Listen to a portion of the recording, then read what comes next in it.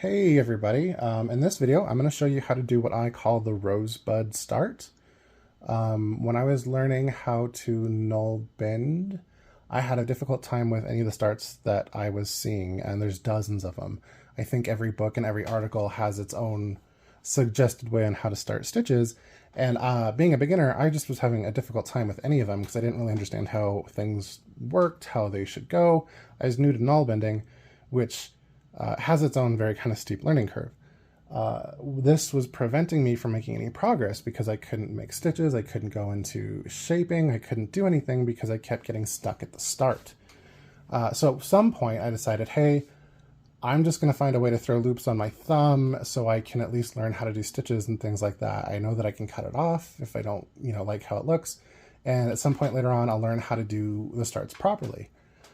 Fortunately for me, the process I came up with has been the thing that I've used ever since because it's great. It's simple, it looks nice, it's very versatile, which are all good things in my book.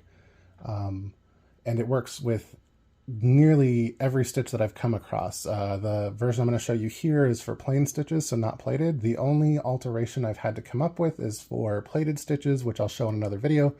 Just as simple, just as easy, but just a little different. So to get started, this is our thread.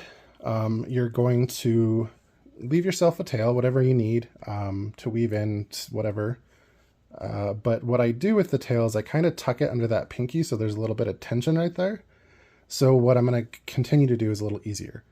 So first thing you do is you take this, wrap it around your thumb, and you're going to come out closer to the base of your thumb with the tail. It's going to cross on the back with like an X. Okay? Next thing you're going to do is take your needle and you go under everything. You go under the cross, you go under the tail, you come under all of it. And then you just pull through. Now you've got two loops. Not too dissimilar from how a lot of starts begin. But that's the only step. You continue with that. You repeat going underneath everything until you have the number of loops you need. How you figure out how many loops you need is based on the stitch you do. You just add up the total of thumb or front loops and back loops. So for Oslo is finished 1 + 1, so there's 2 loops. This is all I would need for Oslo. For Mammen, Corrigan, Telemark, Dalby, for example, those are all 1 + 2. So I would need 3 loops because you add those together. So I would come in here again, under everything, pull it through, and now I'm good to go for all of those stitches. And this continues all the way up. I've tried it on nearly every stitch that I could think of. If you go up to like Russian 2 + 2 + 2, you keep going until you have 6 loops. If you do finish 4 + 4, you keep going until you have 8. It's the same exact process. You just put your needle under everything, pull it through.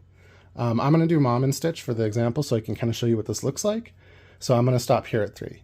So when you have the number of loops you need, you just split them up how they're supposed to be. So for Mammen, I need 1 on the front, 2 on the back. So I pop those 2 off, kind of keep them in order because you want to come in this way. This is front to back. This is back to front. What your stitch requires is what's going to dictate that. But Mammen, just going to pick it up like that, come back through because it's a finished stitch, kind of straightforward.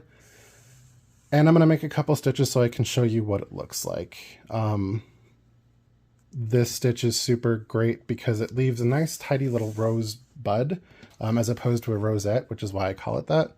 It leaves this little sort of donut where the loops at the beginning sort of wrap around your first stitch. It looks kind of nice on its own if it needs to stay. It also looks really good if you do like an oval start or a turning start. We have to come back around because you can pick up the loops just around that curve. I'll show you what I mean in just 1 second. Let me get a couple more stitches in here.